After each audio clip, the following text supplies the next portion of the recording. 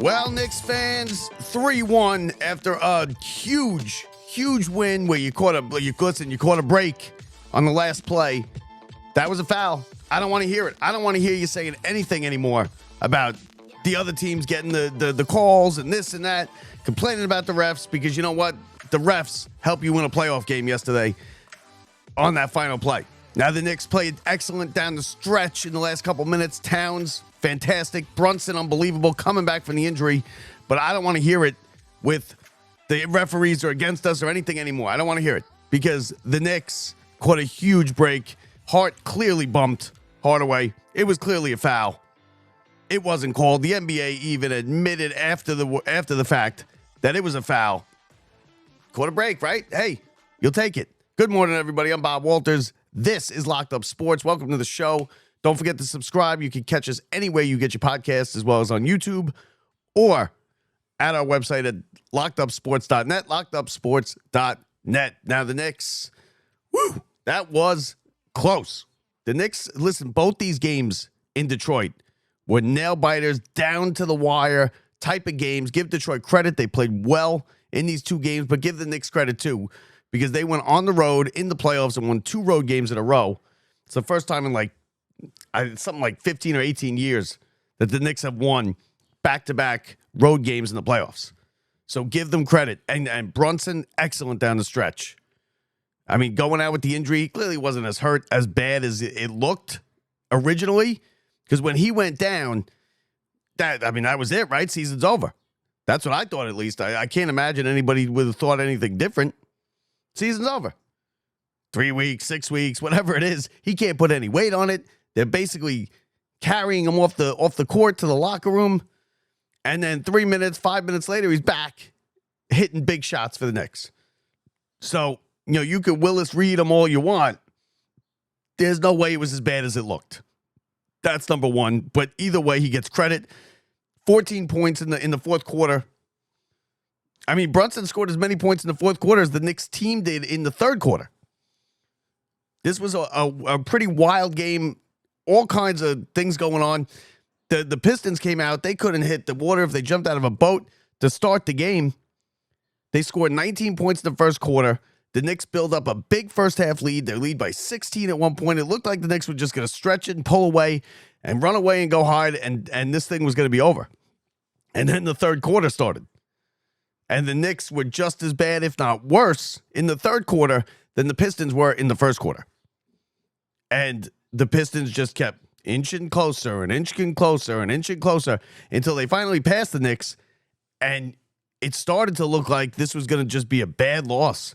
And you were headed back to New York 2-2, and this thing was going to go 7. Because that's what would have happened. If the Knicks lose yesterday, Knicks lose again if the Knicks lose on Tuesday, it's gonna probably go 7. Which is why you want to take care of business. But so the Pistons got the lead, and then they stretched it. Knicks were terrible in that third quarter. Terrible. And then Brunson gets hurt. And that's it. Season over. And then, because he's limping off. I mean, listen, I don't know. They don't tell you anything. It's the playoffs. You're not going to get any information out of him. But he came back. It wasn't even 5 minutes probably later. And he got right on the court and he started hitting big shots. So whatever it was, wasn't as bad as it looked. We'll take it. Towns down the stretch.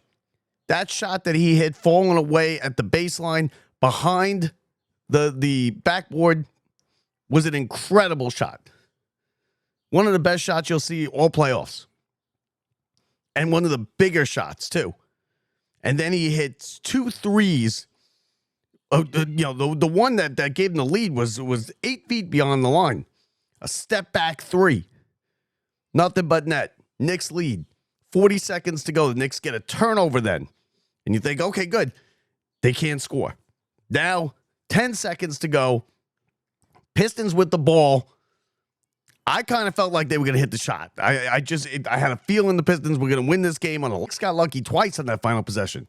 Because Cunningham had an open look from about 17, 18 feet. The rebound hits the ground. The players hit the ground. A couple of them do. There's a scramble. It kind of squirts out into the corner. And Hardaway is there with an open look. And in comes Hart with a, really an ill-advised play. I mean, I guess you want to try and get a hand in the face, bumps him, the shot falls short. There's no whistle. Everybody waiting for the whistle. And don't tell me you weren't, because if you were watching, you were waiting for the whistle because you knew it's a foul. Knicks fans going around today going, oh, they got all these calls. Listen, one call is not tied to another call. You can't say that the Knicks deserve to get that call because they got bad calls against them earlier in the game or in a different part of the series, because that's not how it works. It's either a foul or it's not a foul, and that was a foul. And these people online I see writing, I mean, they say, I don't see a foul. I don't see a foul. Are you serious? What are you watching? That's a foul in any league, any time, any game, everywhere. In any era. Hart bumped him when he was going up. You think Hardaway just missed it 6 feet short? They caught a break. It's okay. It's okay to admit it. The NBA even admitted it. Knicks fans, you can admit it too. They caught a break. And it's about time the Knicks caught a break. And listen, were there missed calls prior to this? Of course there were. There's always missed calls. These are tough games to officiate. They're very physical. They let them play. If you watch any of these series across the NBA at all, you can see that they let them play. They've been letting them play. It's been physical. It's been good. It's been exciting basketball because for that reason. You don't want whistles every time down the floor. Free throws. So the Knicks catch a break. They miss the shot. Knicks grab the rebound. Game over. You go back 3-1. Now you have to end it on Tuesday night. Because if they lose Tuesday night, you could book it. It's going 7. I think the Knicks will win either way, but you don't want to play that. So these games are taking toll on you. And if you're gonna have any shot against the Celtics in the next round, you got to get this thing. You got to get the dispose of the Pistons now in 5 games. Get them out of here. Get a couple days rest, especially Brunson and Towns, because the Knicks don't use their bench. Right? Period. The Knicks don't use their bench. Period. You had game 1 where they did use the bench. Robinson comes in every once in a while. He plays a couple minutes on defense. He gives them nothing on offense. He's missing free throws. Well, you can't miss 4 free throws and expect to just be in the game. He's giving Thibodeau nothing on offense. He comes in for defense. When they do defensive switches in the final couple minutes when he needs to pull Towns out. Towns got into foul trouble yesterday. He still didn't play Robinson much. That's the Towns had 4 fouls in the third quarter. And he still played 40 minutes. I mean, look at the starters. 42 minutes for Hart, 39 minutes for OG. Towns had 40 minutes. Bridges had 44, and Brunson had 39. And Brunson got hurt. Now, McBride gave him 5, played 50, let's see. McBride played 19 minutes, 5 points. That's giving him nothing. Campaign even. Remember Campaign? Reggie Miller from game 1? Well, he played 7 minutes, no points. So it's not even that Thibodeau doesn't like to go to his bench, which he doesn't. But his bench isn't giving him anything. Why go to it if you're not giving him anything? The Knicks bench was outscored by the Pistons bench 22-5. 22-5. So I don't know what you think you're getting from the bench, but you could scream and yell all you want. Oh, we got to get these guys benched. He doesn't do the rotation. Listen, it doesn't work. 22-5. And the bench played a total of, let me see, 17 minutes, 5 points. And they were all scored by Miles McBride. McBride, Robinson, Payne, and Shamet got in the game. Shamet for a minute. So you're going to have to do it with these 5. You want as little wear and tear on these 5 guys as possible. And they're getting beat up in this series. Physical series. It's a good series. It's an entertaining series. The Pistons are in every game. Knicks needed the 21-0 run in the first game. Then they got lucky these last 2 ones. But it takes a little bit of luck. And I'm not sure how they beat Boston, but we'll cross that bridge when we get to it. So a good win for the Knicks. They were down 11 points in that fourth quarter. I mean, they're down 11 points in the fourth quarter. You're thinking, game over. But they were able to hit big shots down the stretch. Towns with the 8 points, I think he scored the final 8 points of the game. But either way, he hit the 2 threes and he hit the fall away baseline jumper. That was just an all-world shot. And Brunson with 14 points in the fourth quarter. Hart played well too. Hart 14, 10, and 5. A double-double. Towns 27, 9, and 1. 1 rebound short of a double-double. And Brunson, of course, 32, 11, and 5. And that's it. That's the game. That's it. Because OG only gave you 8 points. Bridges was terrible until he hit those 2 threes down the stretch, which were big threes. Give him credit. Bridges hit 2 big shots. He was 1 for 10 when he took the first one. So give him credit for standing in there, putting it up, having the confidence to put up a shot. When you're 1 for 10, you're not thinking that much is going in. The basket's about that big. But he did. He hit it, and then he hit another one, and they were big shots for the Knicks in that 11-point comeback. But they got to be better, right? You can't be having 14-point quarters in the playoffs and expect to win. The Knicks are a lot better than the Pistons. They're more experienced. They're better. They have playoffs under their belt. This is the Pistons' learning year. They got a bunch more wins than they did last year. They're now a good team. This is where they come in the playoffs, and they're supposed to get their ass kicked and lose in four games or 5 games. Now, they will probably lose in 5 games, but they're playing them tough. Knicks are keeping them in these games. There's no reason you should have a 14-point quarter in a playoff game on the road. Now, props for having a 14-point quarter and winning a game, right? But that's not going to happen if you against Boston next series. You have a 14-point quarter against Boston, you're going to lose by 25. So they got to clean it up. They need to play a full, complete game. They haven't played a complete game yet in any of these 4 games. And it would be nice to get it on Tuesday to close it out, heading into the next series, get a couple days off, rest up. They're getting banged up here in this series. And then go in and then take a puncher's chance against the champs. Now, other series around the league, listen, the Lakers are in big trouble. LeBron and the Lakers are in big trouble. LeBron can't do it by himself. He's scoring 38, 32, 40 points. He's having all-world games. He's making great plays, and they're losing. Anthony Edwards is a superstar. And they are going to beat the Lakers, and they might beat them in 5 games, which is pretty crazy. I mean, LeBron yesterday, first of all, you had Anthony Edwards who scored 40. I'm sorry, I'll tell you right now. Anthony Edwards had 43 points yesterday. 43, 9, and 6.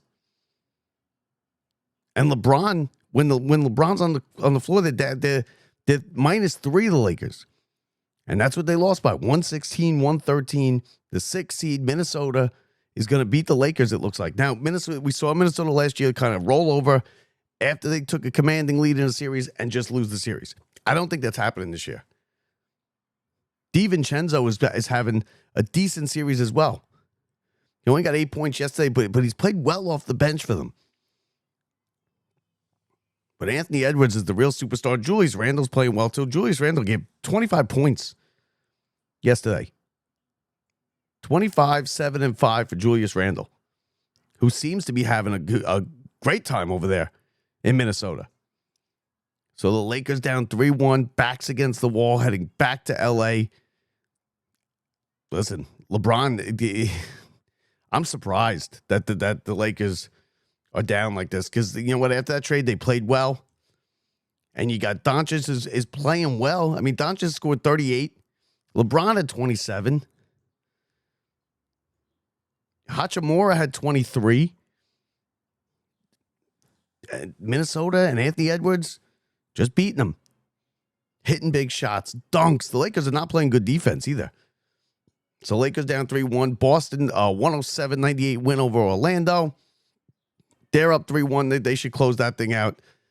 Next game, Indiana blows out Milwaukee. That game was never close. I watched that game. It was never close. 129-103. They beat them by 26 points at home. Milwaukee lost by 26 points at home. Tonight, you got Cleveland and Miami. Cleveland trying to sweep Miami, move on to the next round.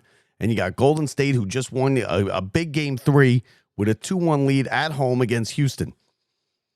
That's a very interesting series because I think Golden State can win that series. The 2-7 seed, you might have the 2 seed out in the Western Conference after this series. Because, listen, Curry played well. Curry's hitting his shots. And then when Curry hits his shots, which he always does, they are always going to be dangerous. So that's what's going on around the NBA. Knicks with a big win tomorrow night, Madison Square Garden. They try and close this out, and you got to close it out. Don't play around and get this thing to 6. You don't want to go back to Detroit, a whole nother road trip. You got to play 2 more physical games, maybe 3. You don't want that. End it tomorrow night. Get a complete game, blow them out in the first half, go into halftime with a 15, 20-point lead, and then coast in the second half. Knicks can do that. They're better than Detroit. And when they've shown they're better, now they've had to just, grind it out here. 2 good road playoff wins. But they're taxing on the body. And you saw Brunson, and the Knicks are getting banged around, and they got no bench, and these guys play every minute. It's tough, and you get beat up. So tomorrow night, 7:30, Madison Square Garden, Knicks, Pistons, Game 5. Knicks take it. And listen, you got lucky. Don't be going out there saying no foul when you know it's a foul. Knicks fans, you know it's a foul. You look stupid if you're going to sit there and go, I don't see a foul. Well, why don't you watch it? Because it's a foul. Bumps them. Don't say we get no calls. I don't want to hear nothing about any calls anymore, Knicks fans. Knicks up 3-1, a stranglehold on the series. That will pretty much do it for us. I am Bob Walters. Don't forget, rate, review, and subscribe. Hit that subscribe button. Whether you're on the podcast end, audio end, on the website, on YouTube, wherever you're at, make sure you subscribe and leave us a review. Tell us how we did. I'm Bob Walters from the Brian Gunzel Studios. See you.